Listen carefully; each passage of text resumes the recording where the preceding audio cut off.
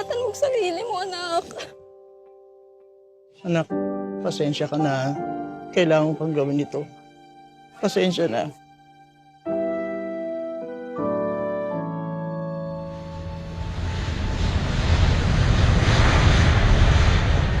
Hello, family!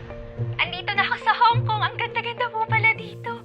Alam niyo po, sobrang okay na okay po yung mga amo ko dito. Mababait po sila sa akin.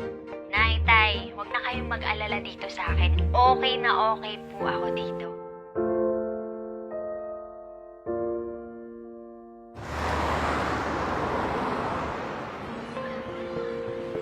Hi, tayo. Pamagod.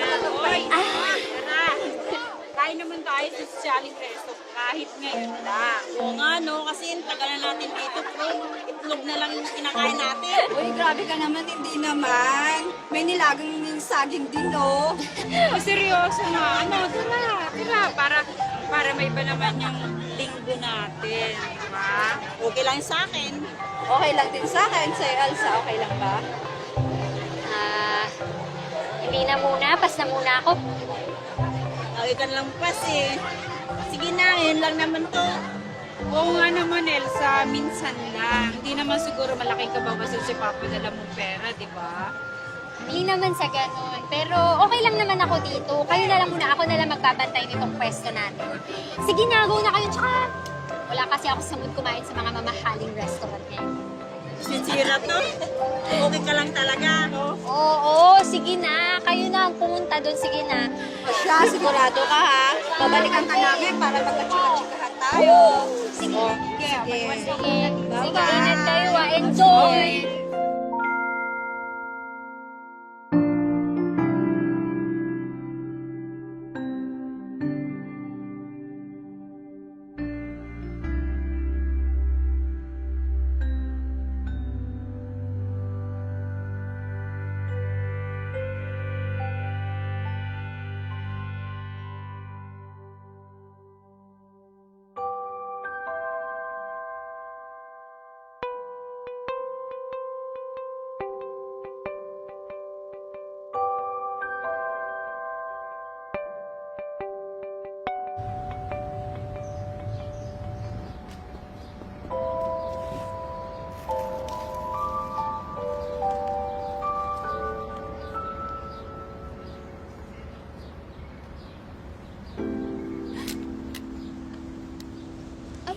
Miso?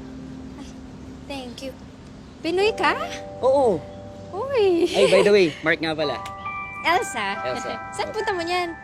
Sa Grapas. Di ko alam kung saan yun eh.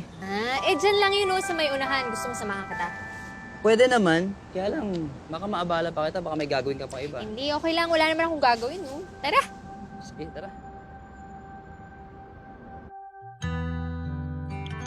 Mukhang bagong salta ka lang dito sa Hong Kong, ah. Di naman. Pero dito sa Central, first time ko talaga.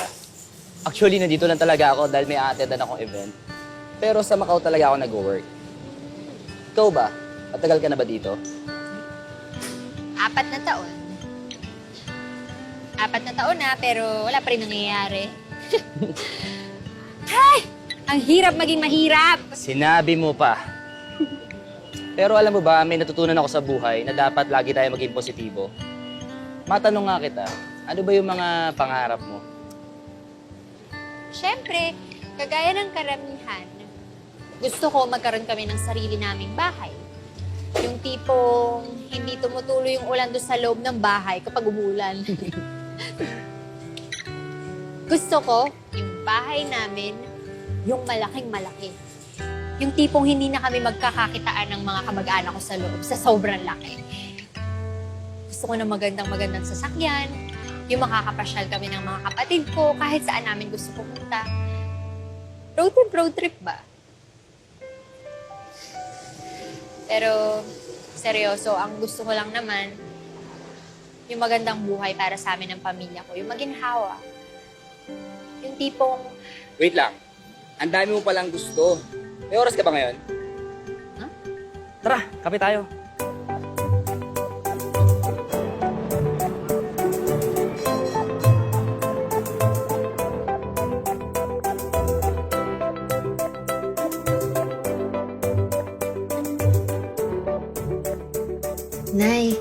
natanggap niyo na po ba yung Wala padala namin ko? yung pinadala mo. Kaya lang, Ate, anak, medyo pinapabili kulang eh. ko na Kasi nung laptop, mga ha? nakaraang Kailangan araw, namin Bibili na ako. Sige, dadagdagan ko na lang po, Nay. Anak, kaya pa ba? Kayang-kaya na po, Nay.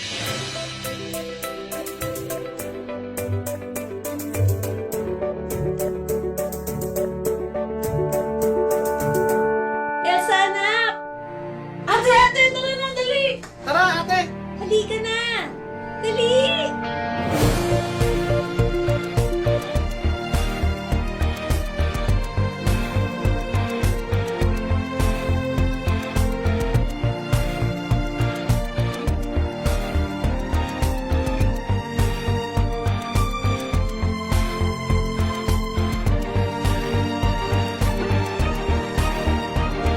Mark, salamat. Buti na lang niyaya mo akong magkape.